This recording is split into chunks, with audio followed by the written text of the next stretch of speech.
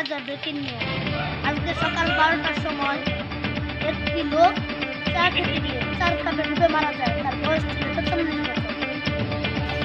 আজকে বিকাল 14টা 20 সময় কানা চ্যানেল থেকে বলতেছি, আজকে কমলাপুর রেল স্টেশন থেকে একটি ট্রেন যখন চলে যাচ্ছে তখন একটি পিঁপড়ার সাথে ধাক্কা খেয়ে ট্রেনটি লাইনের বাইরে চলে যায়। অথচ পিঁপড়াটির কোনো ক্ষয়ক্ষতি হয়নি।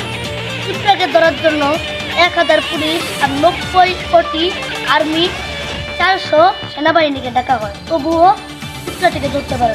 আজকে যে ব্রেকিং নিউজ, আজকে দুপুর 13টার সময় আন্তর্জাতিক বিমানবন্দর ঢাকা থেকে একটি প্লেন লঞ্চ হওয়ার সাথে আটলান্টিক মহাসাগরের উপর যেয়ে একটি মশার সাথে ধাক্কা খেয়ে প্লেনটি বাস্ট হয়ে যায়। অথচ মশাটির কোনো ক্ষতি হয় না।